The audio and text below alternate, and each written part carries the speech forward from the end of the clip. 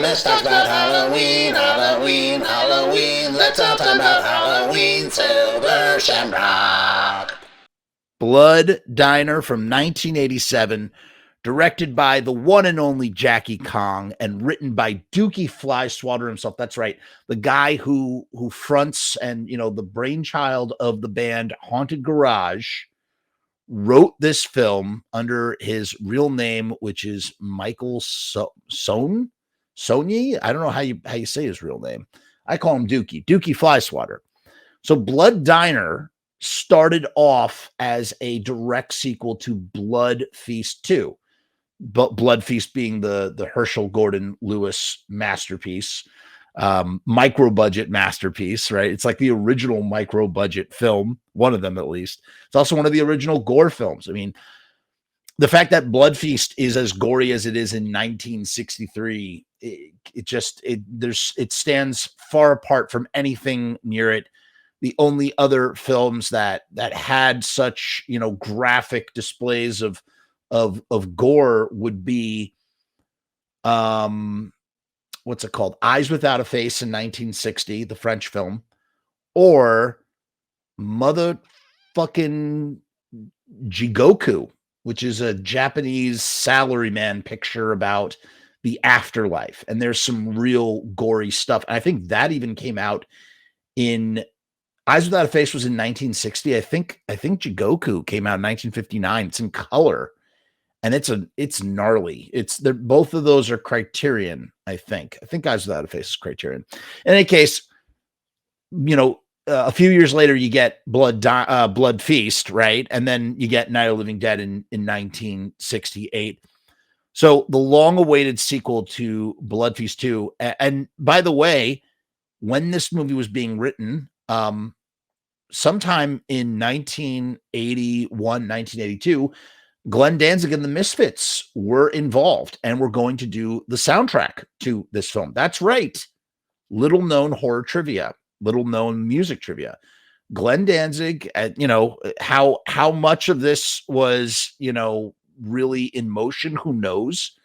But there was enough talk that Glenn publicly spoke about it on a radio broadcast. So had the movie come out in 1982, it might have had a soundtrack from the Misfits, but it was not meant to be. And the movie was then adapted by Jackie Kong, who got a hold of the Blood Feast 2 script. And she sort of reworked it with, I think, Dookie Flyswatter, reworked it into Blood Diner, which, so it's kind of like its own spiritual sequel remake of Blood Feast. It's its own separate thing. And, you know, it's funny. Out of Blood Feast 2, and Blood Diner is the best of the three. It's the best. It's so great. The synopsis: first they greet you, then they eat you. Two cannibalistic brothers kill various young women to make their flesh part of a new special dish at their rundown restaurant, which is vegetarian, of course, while seeking blood sacrifices to awaken a dormant Egyptian goddess. It's not an Egyptian goddess. It is a Sumerian goddess for a Sumerian feast. The last one was held 5 million years ago, and Sheetar is her name. In the original Blood Feast, it's Ishtar. And what's funny is Fuad Ramses, who runs the deli, the Ishtar deli in the original Blood Feast, right in White Plains, right in my latest film, Gouge Away, which is not yet available. That's right, I make movies too. We do have a cameo of Ishtar Deli in there, which I was so pleased. There's an actual real Ishtar Deli right in downtown White Plains. Not anymore. R.I.P. Point being is that Blood Diner, it, like I said, it acts as kind of like a sequel, but it's also kind of like a spiritual remake of Blood Diner. Uncle Anwar is basically the Fuad Ramses character, and he has two nephews, and he gets gunned down. He gets gunned down in cold blood after, you know, doing some unspeakable things to some young women. And they, 20 years later, the two brothers, they dig up, they run this vegetarian restaurant where they cook people as vegetarian food, and they dig up their Uncle Anwar, who's just a brain in a jar with two eyeballs, and he instructs them on how to bring the goddess Sheetar back to life. And that's basically your plot. And you really cannot go wrong. What this movie has everything. When I mean everything, I mean it has everything. It is like the quintessential perfect B movie. This revisit was done on a 35-year-old VHS copy that was rescued from one of my cherished video stores, Music Plus Movies, RIP. And it hasn't been watched in decades. It's sitting right over there. That horror section, that was where I got my education. And that's where my friend Jeremy, who I watched it with on his his little VHS TV combination, old tube TV. It was strange to watch it on VHS too. I would akin it to, it's kind of akin to playing vinyl records, we can listen to music on MP3, in MP3s in our phone, and it's just super easy to do. But there's something about the analog format, there's an extra element of interactivity with it where, you're not just pressing a button to stream something. You're looking at something that's in a box with art, and then you take it out of the box and you have to play it and it spins or, whatever. I don't know. There's just something like this little extra element.